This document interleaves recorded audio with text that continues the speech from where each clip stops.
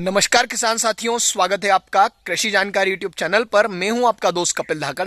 किसान साथियों, ये जो वीडियो है ये बहुत सच्चाई वाला वीडियो हो सकता है। मैं आपको एक सच बताने की कोशिश कर रहा हूं कि किसान वर्ग जो है वो किस ओर जा रहा है और कहां किसान जो है वो डिफेक्ट खा रहा है। बहुत बड़ी गलती कर रहे हैं किसान, और हमारा किसान जो है इस हिसाब से अगर चलता रहा तो आने वाला जो भविष्य है वो खेती और किसानी का क्या होने वाला है। मैं आपको ये जो पहला वीडियो है जो शेयर करने के लिए बोल रहा हूँ, मैं शुरुआत में ही आपको बोल रहा हूँ कि इस वीडियो को पूरा देखिएगा। और अगर आपको वीडियो में दी गई जो जानकारी है, जो मैं आपको जो सच से रूबरू कराना चाहता हूँ, अगर वो आप उस चीज़ से सहमत हैं तो इसे अधिक से अधिक किसानों तक शेयर जरूर करिएगा। तो किसान मित्रों, पूरा वीडियो जरूर देखिए और एक जो सच है वो जानने की कोशिश करिए कि हम किस ओर जा रहे हैं। तो किसान मित्रों, शुरुआत करते हैं। मैं आपको सबसे पहले स्थिति बता देता हूं। आप यहाँ पर देख रहे हैं ये जो सोयाबीन है ये मेरे स्वयं का खेत है और ये खेत पूरा खड़ा है। बारिश आप देख रहे हैं, बारिश बहुत ज़्यादा हो रही है। आप यहाँ पर देखेंगे, यहाँ पर जो सोयाबीन है वो कटी हुई पड़ी है और ये स्थिति हो गई है पिछले 2 से 3 दिनों से लगातार बारिश हो रही है। और जो सोयाबीन है हमारे खेत में पड़े पड़े ये देखिए आप, ये फूटने लग गए और सड़ने लग गए, मतलब कोई दाना ही नहीं बचा इनमें।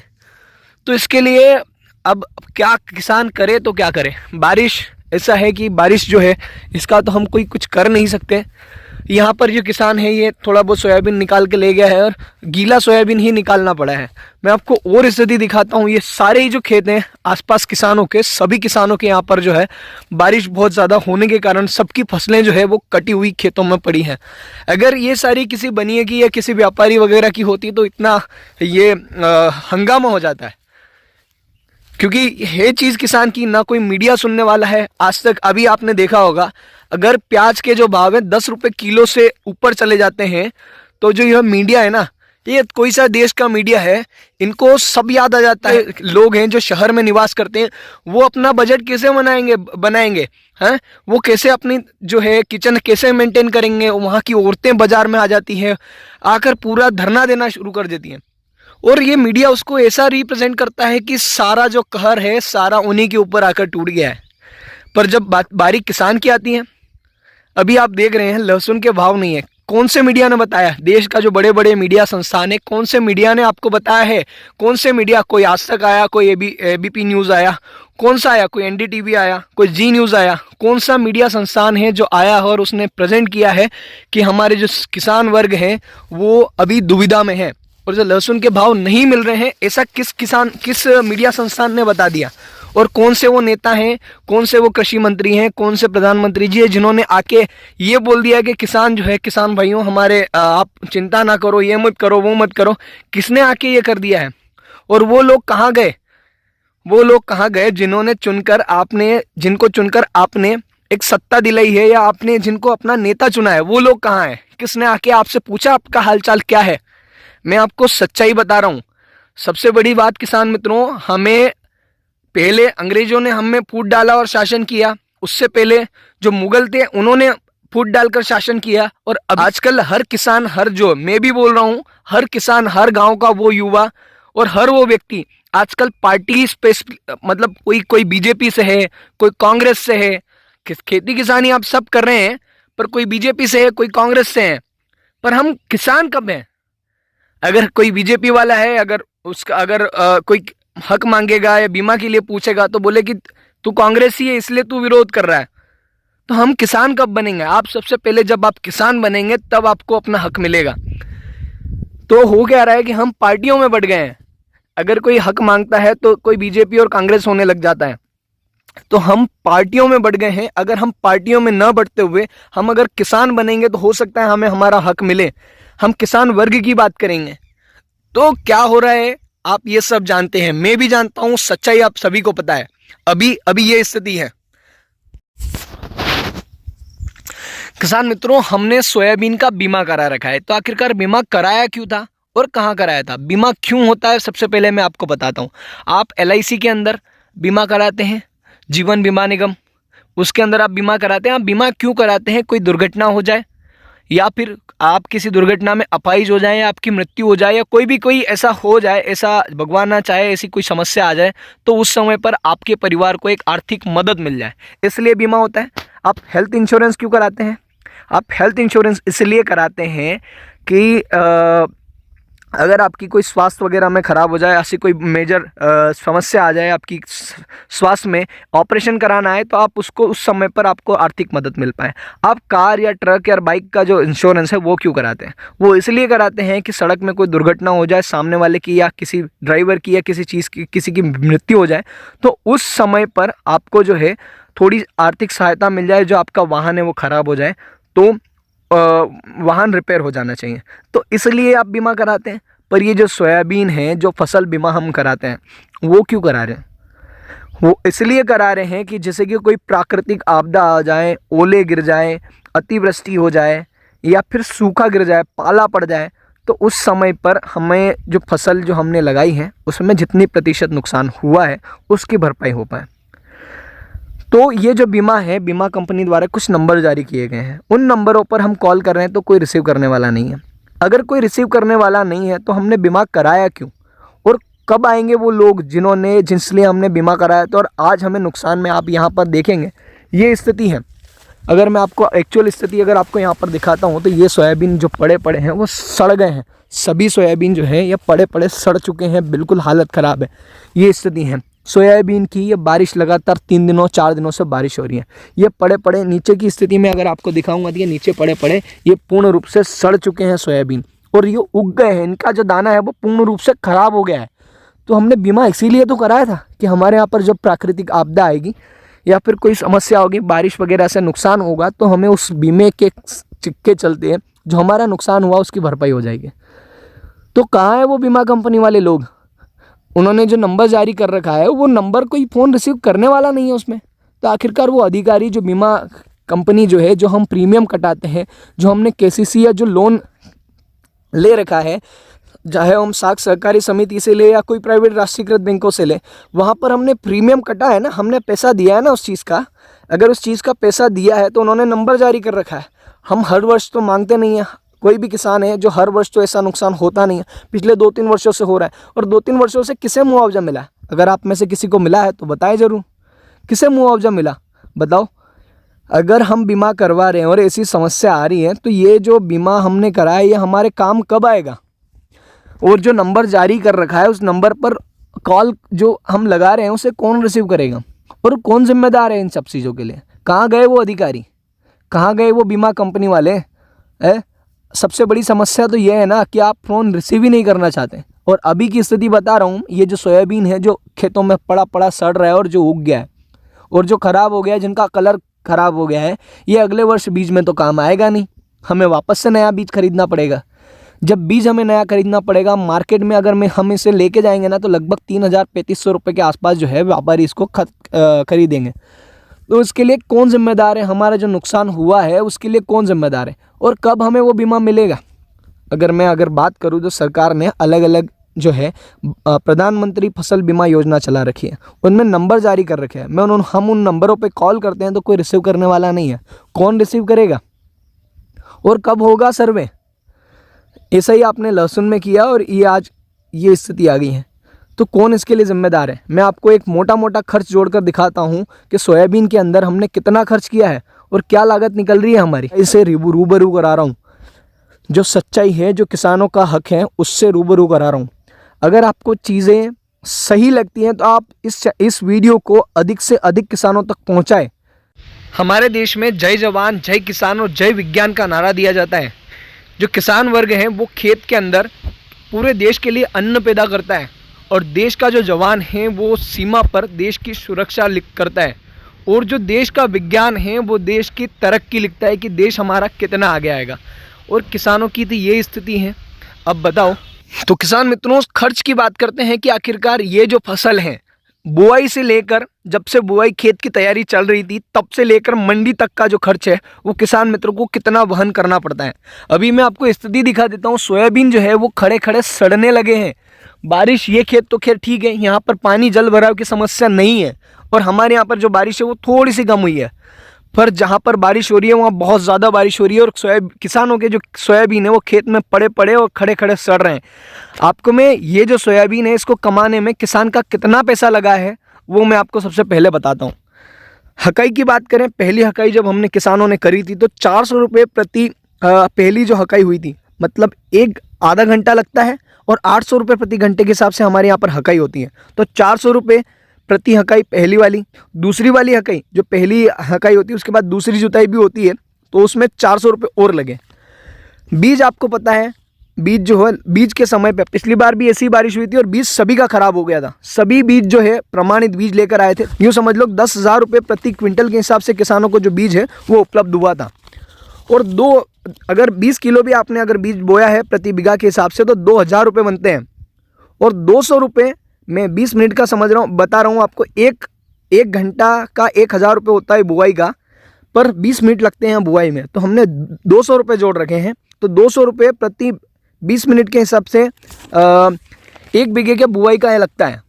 और अगर मैं बात करूं स्प्रे की, तो इसमें 300 रुपये के हिसाब से खरपतवार नाशक का दवाई, आप सस्ता से सस्ता स्प्रे अगर आप लेंगे खरपतवार नाशक का, तो लगभग 300 रुपये का खर्च प्रति बीघा हो जाएगा। और पहला कीटनाशक और फफूंदनाशक और टॉनिक अगर हम स्प्रे करते हैं, तो मिनिमम सबसे हल्की से हल्की अगर आप दवाई स्प्रे करेंगे तो 300 रुपये का खर्च है। दूसरा, अगर आप कीटनाशक और फफूंदनाशक का स्प्रे करेंगे तो लगभग 400 रुपये के आसपास का खर्च बैठता है। और अब 3 स्प्रे अगर आप लगातार करते हैं तो 150 रुपये प्रति बीघा के हिसाब से स्प्रे करने का खर्च है, अगर आप स्प्रे मजदूरों से कराते हैं, आपके पास साधन नहीं है तो। और 1800 रुपये प्रति बीघा के हिसाब से अब हमारे यहाँ पर कटाई चल रही है, और अभी ये बारिश हो गई है, अभी तो 2,000 रुपये बीघा लगने वाला है। और 1 घंटा, ये ऐसी बारिश है, सोयाबीन की ये स्थिति है। और ऐसा अगर सोयाबीन अगर हम मशीन में इकट्ठा करके निकालने जाएंगे तो 1 बीघे का 1 घंटा या उससे भी ज़्यादा समय लगेगा। मैं बस 1 घंटा जोड़ रहा हूँ। और मजदूर का जो प्राइस है, लगभग हमारे यहाँ पर 450 से 500 रुपये प्रति मजदूर 1 दिन का मजदूरी ले रहा है। आप विचार करिए किसान कैसे मैनेज करेगा। तो मैंने सोयाबीन निकालने का 1500 रुपये जोड़ रखा है, और 600 रुपये प्रति ट्राली के हिसाब से यहाँ से सोयाबीन निकलने के बाद में घर ले जाने का खर्च होता है, पर मैंने 500 ही जोड़ रखा है। और मंडी ले जाने के लिए 70 से 80 क्विंटल, 80 रुपये प्रति क्विंटल के हिसाब से घर से मंडी ले जाने का खर्च है। और मैं इसमें खाद का जो पैसा है वो जोड़ना भूल गया था। आधी बोरी भी अगर अपन डालते हैं तो 725 रुपये होता है, क्योंकि 1450 रुपये में DAP की बोरी आ रही है, तो 725 रुपये आधी बोरी का खर्च होता है। अगर मैं इस टोटल खर्च को मिलाऊं तो 9,225 रुपये होता है किसान मित्रों। अगर आपको कहीं कैलकुलेशन गड़बड़ लग रही है तो भी आप डबल जोड़ कर देख सकते हैं। तो 9,225 रुपये होता है। और ये उत्पादन क्या आ रहा है? ये उत्पादन आ रहा है 2.5 से 3 क्विंटल प्रति बीघा के हिसाब से।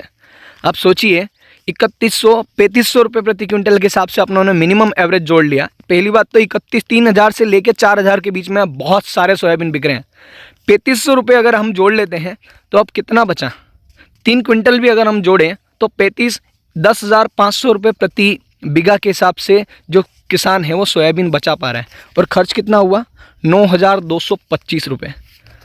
और 2.5 क्विंटल निकल रहा है, तो आप सोचिए किसान के पास क्या बचा? किसान की मेहनत कहाँ है? हम खाद और बीज लेने जाते हैं, खाद लेने जाते हैं या यूरिया वगैरह लेने जाते हैं, तो सोसाइटियों में तो बहुत कम उपलब्ध होता है, पर ये प्राइवेट दुकानों पर उपलब्ध कैसे हो जाता है? और प्राइवेट दुकान वाले के पास में भी जब किसान बीज लेने जाता है तो एक समस्या आती है। अगर आप 10 बोरी पोटास ले रहे हैं, 10 बोरी या 10 बोरी यूरिया ले रहे हैं, तो साथ में आपको और भी जो चीज़ें हैं वो भी लेनी पड़ेगी। आप यूरिया ले रहे हैं तो साथ में आपको नैनो यूरिया भी लेना पड़ेगा। अगर आपको DAP चाहिए तो साथ में आपको सल्फर भी लेना पड़ेगा। ऐसा बाध्य किया जा रहा है। और किसान को बिल मिलता है 266 रुपये का या 270 रुपये का बीज बिल मिलता है। ये यूरिया की 1 बोरी की कीमत है, 270 रुपये का बिल बना के अपनों को दिया जाता है। और किसान से टेबल के नीचे कितना पैसा लिया जाता है, ये मैं आपसे जानना चाहता हूँ कि कितना पैसा लिया जाता है आपके क्षेत्र में। हमारे यहाँ पर तो ये समझ लो कि पिछली बार जब सोयाबीन कटने के बाद जब लहसुन का सीज़न आ रहा था, पिछली बार का बता रहा हूँ मैं आपको, हमने 500 रुपये प्रति बोरी के हिसाब से भी यूरिया का पैसा दिया है, और 1600 रुपये प्रति बोरी के हिसाब से DAP का पैसा दिया है। और पोटास अभी 1700 रुपये है मार्केट में, और 1750-1800 रुपये में भी पोटास मिल रहा है। सोसाइटियों में ये सारी चीज़ें उपलब्ध नहीं है, और प्राइवेट दुकानें भरी पड़ी हैं, कालाबाजारी बहुत हो रही है। आपको बिल दिया जाएगा 1350 का और आपसे पैसा लिया जाएगा 1600 रुपये। तो इसके लिए कौन जिम्मेदार है? कहाँ गए जो अधिकारी जो इसके लिए अपॉइंट करे गए हैं सरकार की तरह से? हैं, कहाँ गए वो लोग जो सरकार की साइड से अपॉइंट किए गए हैं, जो मार्केट में कालाबाजारी रोकते हैं? वो लोग कहाँ गए? वो कब जागेंगे?